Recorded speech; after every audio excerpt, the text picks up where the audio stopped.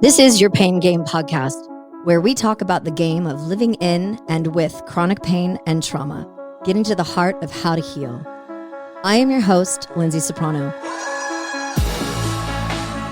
On this show, I plan on discussing with doctors, chronic pain patients, holistic practitioners, loved ones, and anybody that is interested in having their voice heard in the chronic pain and trauma world that we live in.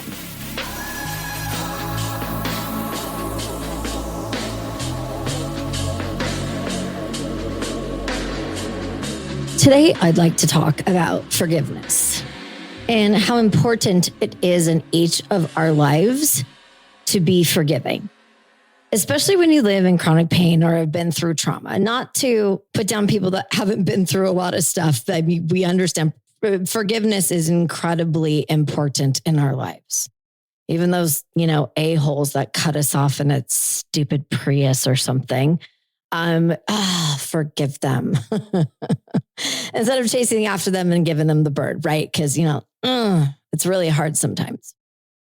It's difficult to forgive others that have harmed you and have hurt you, who've disappointed you, who've lied to you, who have let you down, right? And there are a few people in my life that have hurt me, and I'm not saying that I'm innocent here, that I've never hurt somebody else, so I'll put that out there. But there are a few people in my life that have hurt me so deeply and so raw, more than I could ever explain. Some of this behavior that makes absolutely no sense from these people, zero sense for how hurtful they have been. But the one thing that is consistent here is that I have forgiven them, but I will never forget. I will never forget the insane amount of hurt that they have caused me. And the betrayal that comes with that, the infliction of betrayal on a relationship that you considered to be incredibly close with, intimate with this person or that person. And then poof, they're gone and died in a car accident all of a sudden, lost and never to be found. And this, of course, feeds my continued issues with feeling unsafe and abandoned and blah, blah, left in the desert alone for dead. And I always use the desert very specifically when I talk about pain. And the people that we are so close to and hold dear to our hearts and that we trust, they hurt us far more than anyone. So why do we do this? Why do we forge these friendships with people, these intimate relationships with people, and then just turn around on a dime and just go, oh, I don't love you anymore. I don't care about your thoughts. I don't care about your feelings, and don't even communicate with you about that, right? And we've all experienced this, and why do we claim that we love somebody else and then we do something like that, right? I mean, I'd love to ask a few of them. The list is fairly short, but I would really like to sit down in a room and go why is this the decision that you made in relation to our relationship? Why did you do that? And maybe there are people out there that would like to ask me the same thing. And I will let you know if there's anybody listening that wants to ask me something, because I don't know. Maybe I don't know that I hurt somebody. Maybe I don't know. I'm pretty sure that I do know the people that I've hurt, and I've gone on to apologize, and I've done my 12-step program, even though I'm not in a 12-step program. But maybe these people do need to come out of their shells and out of their anxiety that they've been holding in, and their sadness. And maybe I caused it and I didn't know. So please let me know. I want to know, because I know how bad I hurt. And I've mentioned in prior episodes about my nightmares that I have.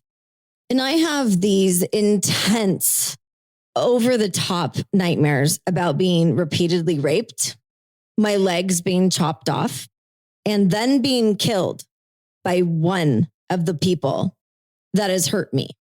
To the point that my psychiatrist has put me on medication to help me get through nightmares so that I can sleep. That's insane to me. I am on medication because of one person. That's on him, and that's also on me. I have to own getting over it, right? I have to own that.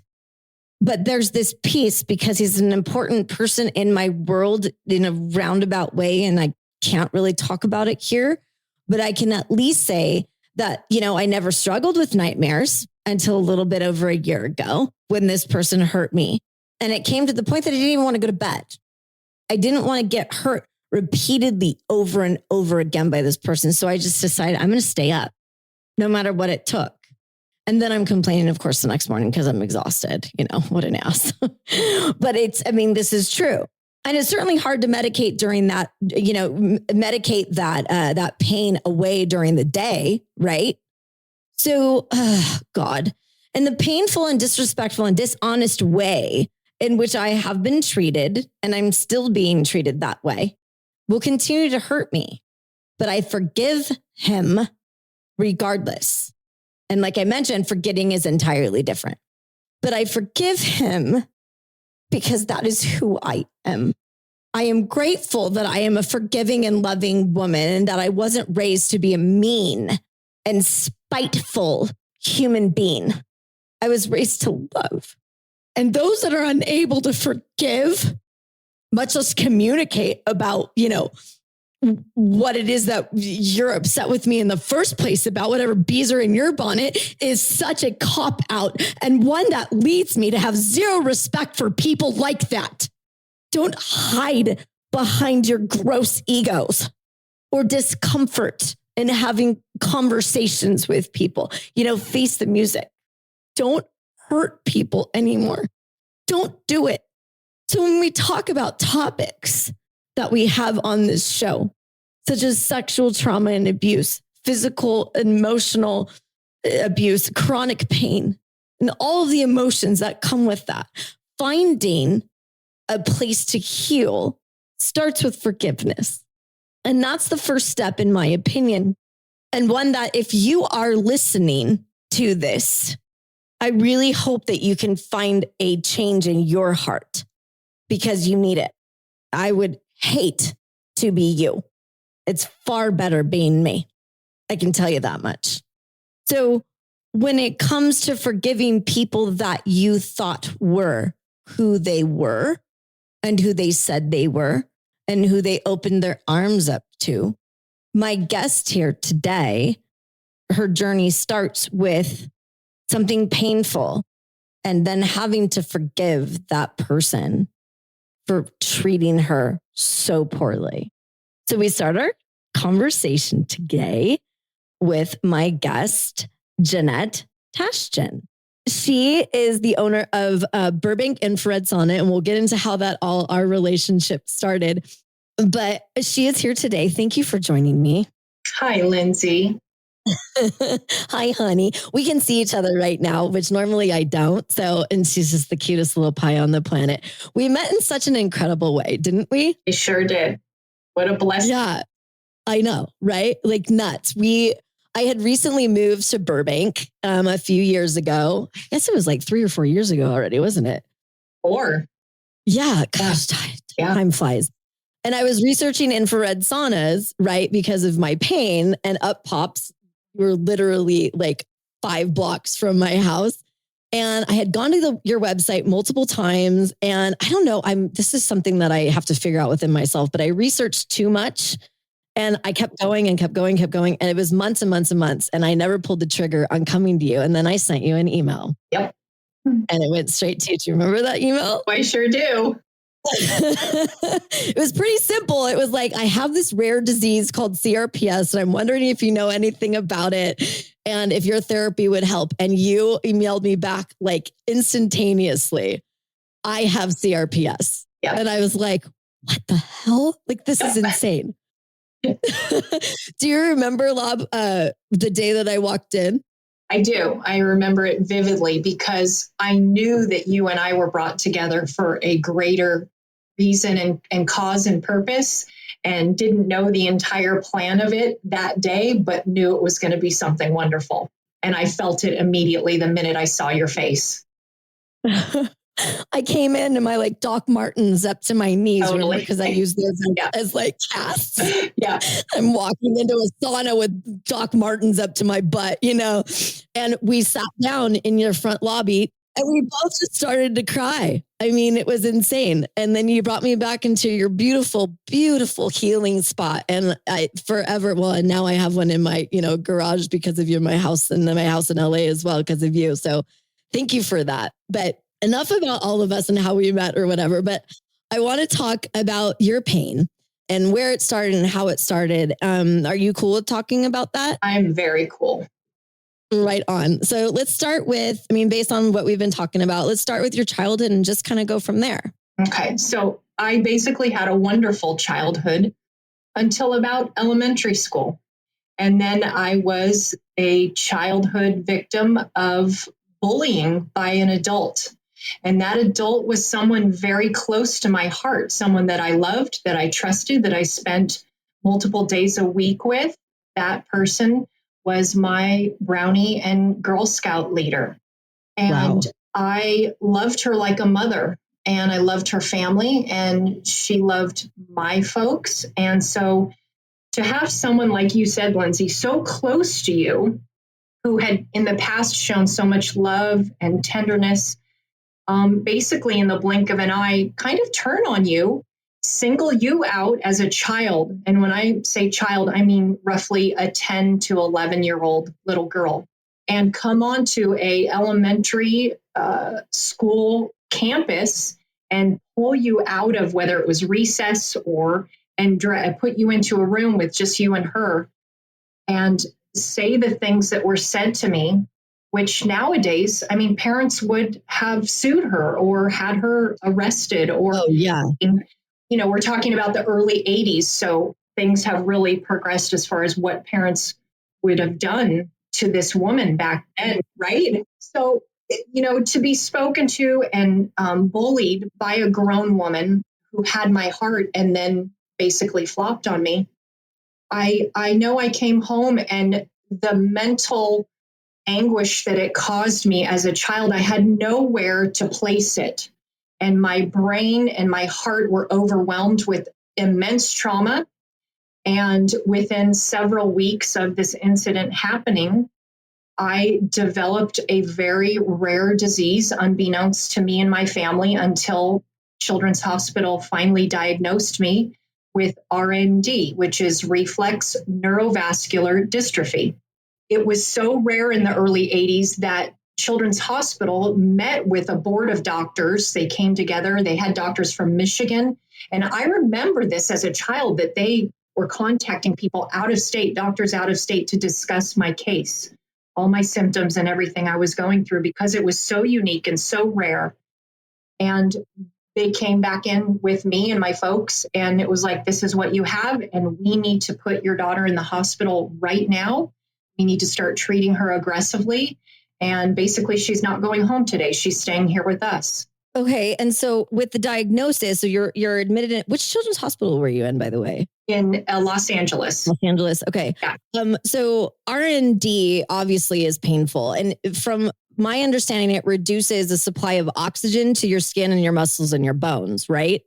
Correct. Absolutely. Yeah. And it causes new pain and it moves pain to other areas to kind of try to like almost fill the void. Am I correct in that? It like circulates. It affects an area. It's like anti-circulation, but it's still circulating to a certain extent. Exactly. Yeah. It's crazy. So, okay. So how long were you in the Children's Hospital? I was there for 2 weeks, and it felt like 6 months, of course, to a child. Yeah. Well, and what happened with your parents? How did they cope with that? Were they there with you? What happened in regards to your stay there? So I was literally put into a room, and this is, trauma, every little piece is so monumental when you think about it. I was not able to be placed on the floor where other children were that were there for therapeutic needs like mine. I was placed up in the cancer ward. Oh, so my roomie was going through chemotherapy. And so when I was walked into the room where my bed was, the little girl in the room with me had no hair because she was going through chemo. And I remember looking at her and looking at my mom and saying, is that what's going to happen to me? Sure. Because of course, as a child, I don't understand that I have a different ailment than this other little girl. And I'm thinking, wow, is this what I'm in for? So the trauma was just compiling on top of it. My mom and dad had the ability to put me into the hospital room and get me situated. And then they were asked to leave the hospital, and they did not come. They were not allowed to come visit me. I was there day in and day out for 2 weeks by myself. That's nuts. Okay. So you were there for 2 weeks. And then, so what happened after that? So you obviously got released. So how did that happen? And what was treatment for you? What was the game plan after that? Right. So, treatment while I was there was minimum 5 hours a day of therapy, just going from one to the next. I think the window was about a 5 to 7 hour window of multiple different types of therapy, from psychotherapy to working with mirror therapy, working with my foot, all different, brain, head, heart, the whole connection, right? Physicality. And the key to me being able to leave the hospital was my doctors told me that in order for me to be able to leave and be discharged, I had to walk around the perimeter of Children's Hospital with my nurse with no pain before I could leave. And that would be my ticket out of there. And I really did it one day, right? I walking with R&D or CRPS, okay, great. But I got to a point where I wanted to go home so bad that I said to my nurse, I want to try walking today. And she's like, well, it's kind of early. And I said, no, I want to do it. And I do remember that I did the walk and I was still in pain. But because I had done what they asked of me, I got to go home. And that's all that mattered to me, was getting back to what my home, my mom, my dad, my sister, who I missed terribly. And I did get well, but I wasn't 100% well. But I knew that I needed to go home, and I would have done anything, walk through coals to get we tick the boxes that we need to in order to get out of something that makes us feel so uncomfortable and unsafe and lonely and abandoned. Like I totally get that. Yeah. So after that, you went on to become this amazing ballerina. So can we talk about that? Because the beginning of the story doesn't lead to ballerina, but that you and your gusto and who you are as a person, just like you talked about, like, I will no pain, no gain, to a certain extent. And ballerina's feet, and I'm obviously super sensitive to the topic of feet. Ballerina's feet take so much heat. Literally. Cannot be super rhymey, but they do. I mean, you see pictures. My mom used to be a ballerina, and you see pictures of her after she'd take her toe shoes off, and it was just like mangled. And her feet even today look like, like she was a ballerina. So can you talk to us about how you got there and where you were? I mean, this sweet little hot sauce was in Joffrey Ballet, for crying out loud. So the funny part of the ballet is that I actually started out in gymnastics, and I loved it so much, and I did incredible. And I got to a point where I was bored out of my mind. And so I told my teacher, I think I want to start ballet. I need a new hobby. And she was just mortified, because me being the ball of energy that I was, she didn't think that ballet would be a good segue for me.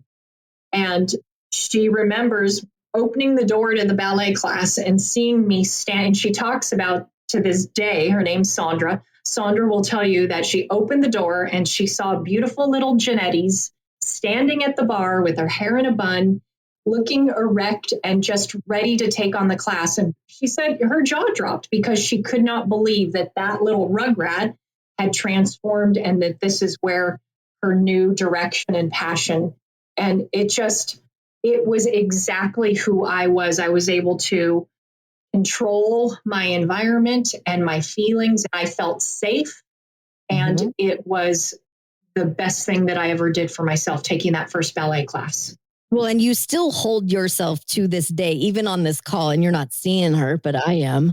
She holds herself as a ballerina all of the time, shoulders back, and her arms are extended, and she's got this long and lengthy neck. And you would have seen when she walked into the little to start it, she comes in with all these funky faces, and she still looks graceful. I mean, it's just unbelievable. You're so amazing. I love you. Thanks, Lobby. So how did you end up at the Joffrey? My beautiful ballet teacher, Meredith Bayless, who was with Ballet Russe de Monte Carlo, which is a famous, early on. She was the director of the Joffrey. And lo and behold, this woman lived 2 blocks away from me, and I never knew it. My mom read in the paper that this amazing teacher was going to be teaching at Ballet Longinus in Toluca Lake. So I got yanked from La Cañada, where I was dancing on a scholarship when my scholarship ended there. And my mom placed me down with Meredith. And what a joy. And not only was she my teacher, but when she found out that we lived near each other, now we're neighbors. And so it created a whole different dynamic, a love affair, until the day that she passed. And even her family, her brother and sister-in-law, have been so kind to me over the years by allowing me to come into Meredith's home and take little trinkets, after she was gone, because they knew that Meredith would want me to have those items. So such a blessing. Oh. Yeah. And it's unbelievable, like what you've been through. Okay. So God, we have so many ailments. I know. I'm like, okay, how many acronyms do we have right now for this? Like, okay, so we've talked. Okay, so we had everything that happened with your Girl Scout leader, and then you go into Los Angeles, the hospital, the children's hospital there, and then you end up coming into ballet and all of that.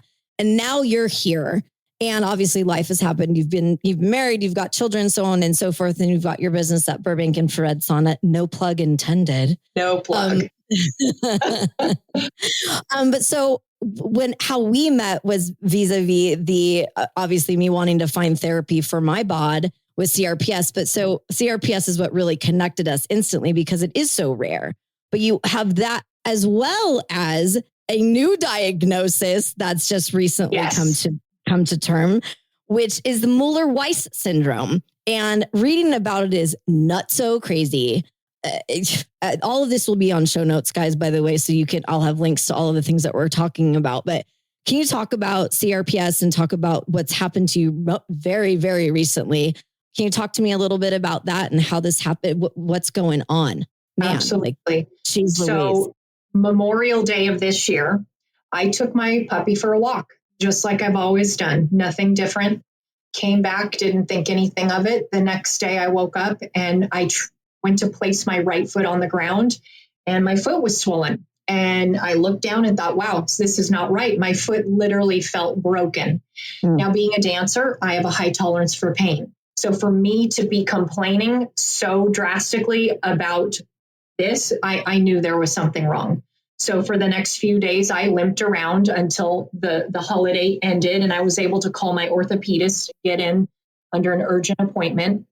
The x-rays led to an immediate MRI and the diagnosis came back and I literally fell out of my chair because I expected it to be something related to ballet, maybe a fracture. I'm getting older, and my diagnosis came back Mueller-Weiss syndrome with a healing stress fracture. And by that time that the diagnosis had come through, I already knew that my foot had toggled into CRPS. I was seeing the red and the blue molding coloring, the swelling, just all the typical symptoms of the CRPS were there. So I knew that little friend had crept its way back in. The minute there's not even an opening door, a crack in the door, that little booger comes in. Yeah, full force. Yeah, full force. Yeah, and I'm grateful for you that they only come in cracks because mine is always open. Yeah. I'm happy for you that it is only in cracks, but I almost feel like it's almost easier for me because it's constant.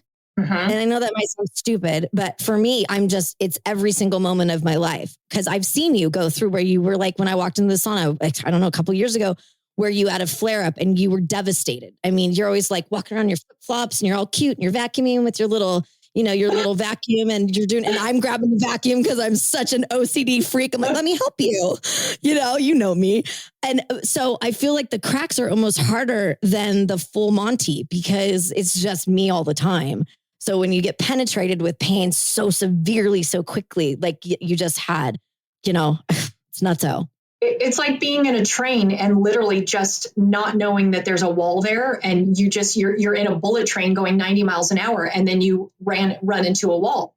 And so, like you said, it's just like it's gone, and then the next day all of a sudden it's there, and you don't have any prep time, you don't have any way around it, and now you're faced with, I mean, the episode, I call it episode, the episode that I'm in right now of my CRPS would be considered my fourth episode if you count the RND as a child, which you and I both know that the RND is just the childhood version of CRPS.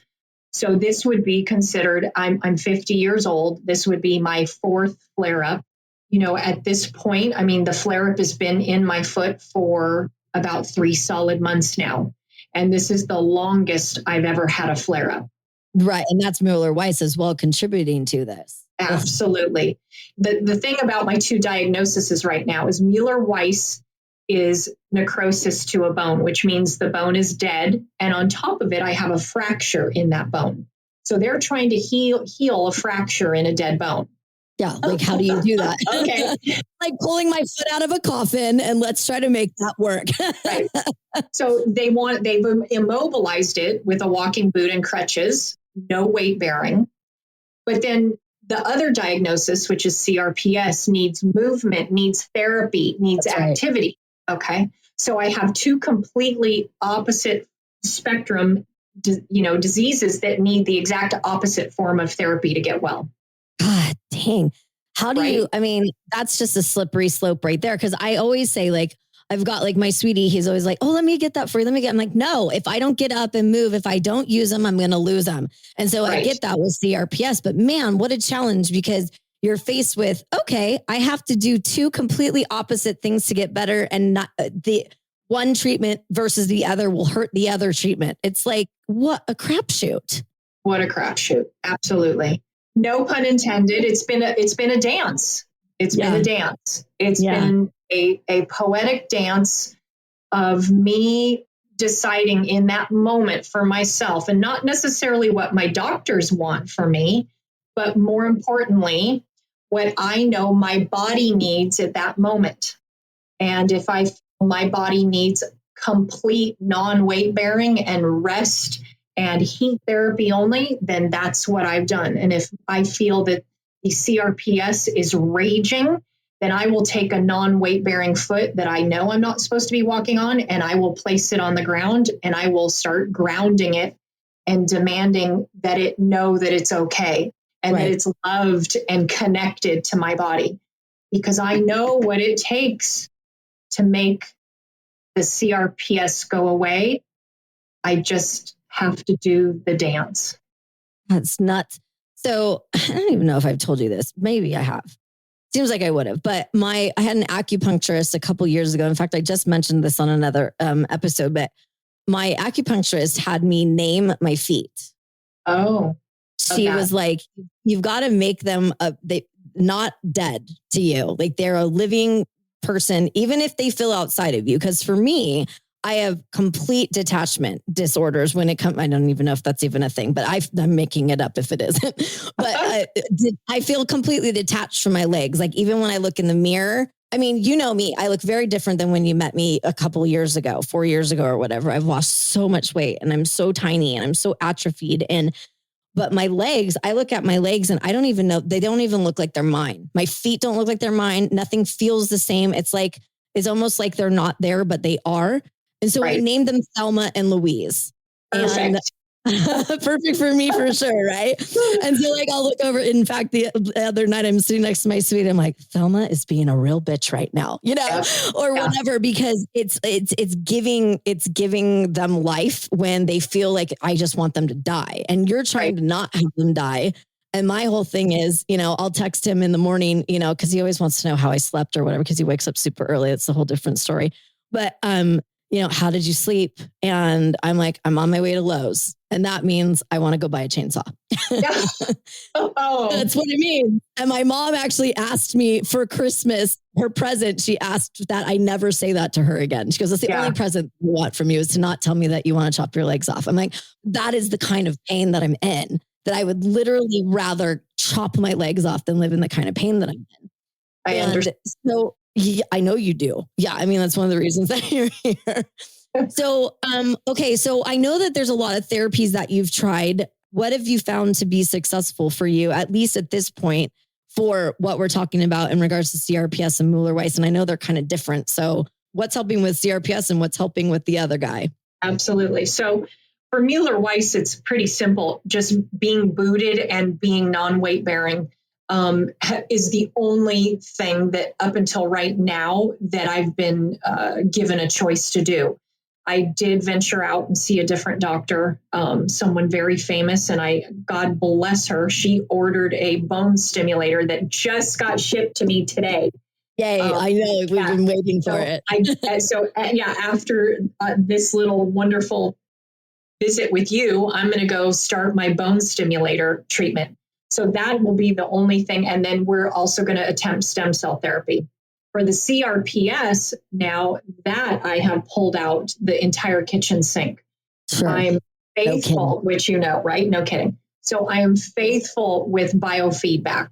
I have a gal that I've known for years. Ellen. Am I allowed to say her name? Of course you are. Okay. I'm going to tag her in it anyway, so that she loves it or not. She's an amazing healer. Yeah, Ellen Stern Kutza.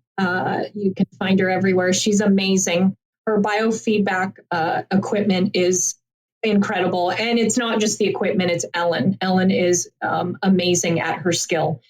And she has helped me weed through the trauma, which is how you heal with the CRPS. And then also her husband, Brian Kutza, he owns a device called a Life Stream. And the easiest way to describe it, it's a very tall tower. It's about 8 feet tall. And it has like Tesla coil energy, which is harnessed. And so I go to his home, and Brian is a healer, and I will place my foot up on this tower, and Brian will work through the channels of my foot, up my leg, into my back. We work on opening up. And he also deals with trauma. He will get through and talk about areas that he feels that are blocked. And then all of a sudden, while he's in that area, I burst out into tears. Oh, yeah. I've been to their house with Ellen for treatment, and you walk in there and it's like, it's a little woo woo, right? For those that are not really into like energy healing and what have you, but energy is what we are. We are energy. The whole world is about energy. And you go there and they've got like crystals. And I mean, it's just this unbelievable spot, and their view is beautiful, and they've got bears in their backyard and like all kinds of crazy stuff right outside of Pasadena, California. But yeah, if you don't believe in the power of energy healing, then you need to start doing some research and give it a try, because it's pretty unbelievable. And unfortunately, our healthcare system doesn't support a lot of the holistic treatment plans that we, like you and I, seek after, versus taking pills and, doing the normal, big pharma route. And so it's expensive. And it is. It's so expensive to treat ourselves kindly, right? And treat our bodies kindly and treat our souls kindly. And it just shouldn't be that way. So I do understand that it's monetarily, it's an outgo, but it's like, okay, instead of 20 bottles of wine, I can have a biofeedback session. Okay, let's do the right thing here, people. Exactly. Let's make good choices. I know. I mean, even if they're from Costco, it's still the same amount of money. Right. So, okay. So you've done the live stream thing with Ellen's hubby. Can you talk to me about other things? I know you've talked about music therapy and acupuncture and other things that you've done. I mean, obviously infrared sauna, duh. Everybody. Right. Obviously, the infrared sauna, is huge because it lowers inflammation levels. For me, releasing the endorphins every day or every other day to keep my brain happier, because I will tell you, with the 2 diagnoses I have right now, the last 3 months, I am not ashamed to say that I've walked down the road several times and questioned my desire to want to exist on this planet. And for me, to say that, because I have an amazing husband, and I have 2 beautiful children, and I have a father who loves me dearly and a sister that loves me dearly, to think of leaving them behind is unacceptable. And The only thing you and I have different in is that I'll just throw you under the bus, baby. You know, my undying love for God. You're not throwing me under the bus. I know that about you. It's one of the things I love about you. I believe in something. I'm just not specific, you know. I'm agnostic. I believe we're here for a reason. I believe relationships happen like yours and I's for a reason. Absolutely. I don't believe. I just don't need to like go to church to believe. You know what I mean? I hear you. Throwing me under the bus. Don't get there, Missy. Don't go there, Missy. Don't go there. And the leaving the planet thing, I completely understand. And you've listened to my episodes, and to be able to talk about it is challenging because there's only a few people on this planet that I've been able to share that with. That it is like there are days I call it writing letters, where I'm writing letters to my loved ones. When I heard you say that in the episode, it gutted me because those terms, they were your terms, but it made me relate on such a deeper level. Because I think there's nothing more beautiful than knowing that someone like Jeanette Tashjian or Lyndsay Soprano, two people who I think are pretty great human beings, we're pretty awesome. We're pretty awesome. And to know that the both of us have had to walk down the road and actually wonder if we want to be here the next day. I'm okay with me saying it so people hear me. Sure. I want people to know that I'm a human and that I'm not afraid for people to know that any one of us can be put up against a wall and have those feelings. It's what we do with it and how we handle it, right, that makes us different. And again, I go back to, like you asked me, my love for God keeps my nose above the water in the swimming pool. My love for my husband, my love for my children, my father and my sister. Obviously we completely identify with this feeling, and I've had some scary moments, that's for sure. Some of them have been because I've been put on medications for things that try to help with pain that would literally when you read these things may cause suicidal tendencies, may cause suicidal thoughts. Like, don't take those, guys, because it is legit. It is scary as shit. It is. It's so scary because, you and I both were, our personality types were lighthearted and we're upbeat, and a lot of it is we hide behind some of our junk, right?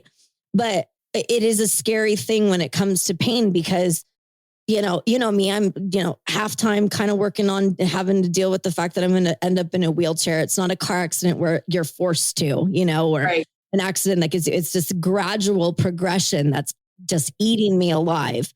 And in our trip to Italy that we went on this summer, I did it in my wheelchair. I wouldn't have been able to do it without it. And it gave me a better purpose and a better perspective on how jerky people are. Oh, I hear you, girl. Unbelievable how incredibly jerky people are on this planet to anybody around you. And then you're in a chair. I damn near got knocked out of it sometimes. But then there were people that are like, oh my gosh, I'm so sorry. And I'm like, hey, I'm just here. I'm just sitting. I'm still a person. I'm just not as tall as you. But the topic of suicide is so scary, especially with CRPS, because as you know, it's called the suicide disease. And whoever coined that, I really want to stab them. Right. Because it almost sends that intention out. Right. Agree. Instead of saying the, livable disease or whatever the hell, that it automatically puts you into, well, you're going to kill yourself. It's horrible. It's absolutely horrible. And it needs to be changed. And I don't know how we can change it. We can do it, Lobby. Okay, Lobby. But I think having conversations like this in regards to pain and talking about suicidal thoughts and stuff is an incredibly important topic, because I think there are people, like my sweetie always says, if I was in as much pain as you, I'd have already killed myself by now. And I'm like, dude, could you not say that anymore? Like, I had to have a swift conversation, stern conversation with him about it, because he's such, who he is. And he's the forever optimist. And I'm like, that, I can't hear that. You cannot say that to me anymore. Knock it off. And that was a couple years ago, and he hasn't since, but it's so hard to live in pain. And I don't care if it's physical pain or emotional pain. It's pain. Pain is pain is pain. I say that all the time. And you have shown such an incredible way of getting through pain to me, and have been such a wonderful person in my life. And I'm so happy to have you here. And don't you go leaving me, okay? I won't. Okay. Now that we got that cleared up. Now that we got that all cleared up, and I'm crying like a baby over here, but what's new?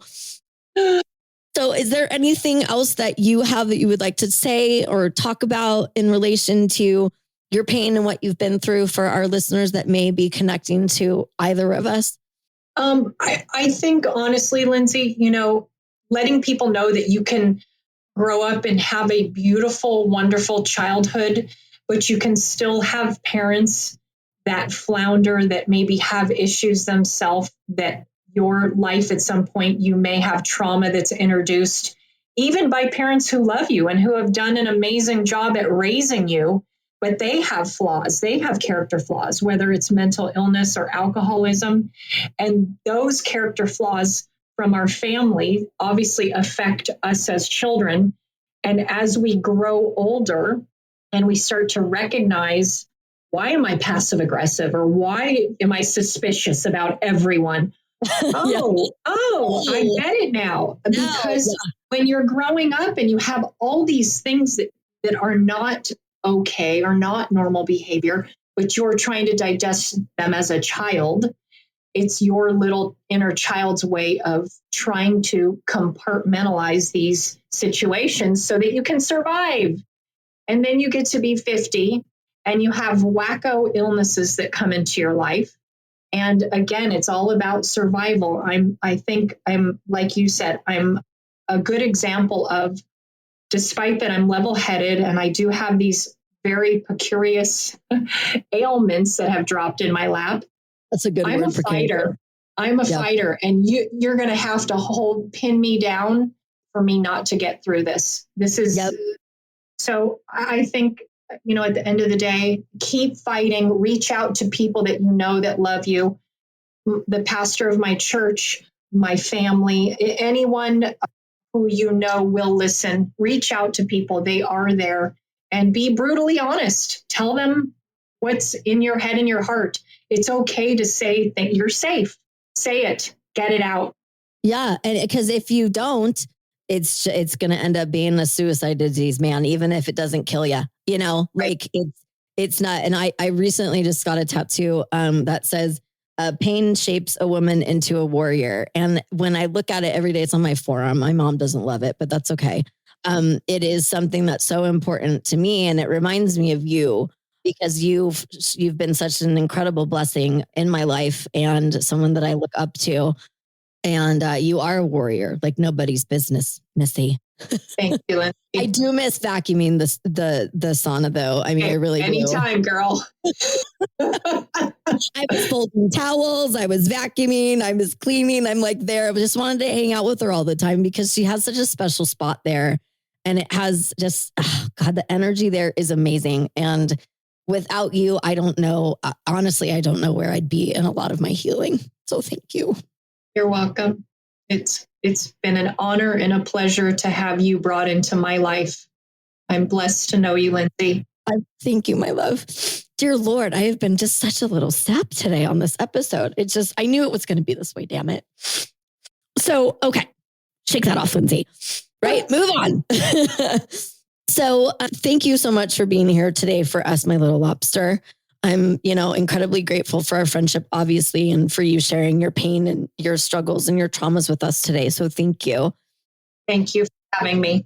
Absolutely. Absolutely. I'd love to have you here every day with me, but I don't know how many listeners want to hear me cry every episode. But her generosity, because it's her heart. So if you are local to the Los Angeles area, or you are traveling or what have you, Janetta is offering an exclusive coupon for our listeners for 3 infrared sauna sessions at Burbank Infrared Sauna for $35. Just use the coupon code when you make your appointment. It's called The Pain Game, because that's what we're doing. So I'll put that on the website as well in our show notes, and you can visit her website at burbankinfraredsauna.com. I will have resources, like I mentioned, in regards to her ailments and mine. And, that's just what we're going to do here. We're here for you guys. If you need to talk to either of us, please DM me on Instagram. And Jeanette and I will lovingly be willing to talk to you about anything you want to. All right. Because, if you don't have anybody, you've got two of us now. So you're exclusively invited to share this VIP pain journey together. Let's get to the heart of how to heal with you by my side.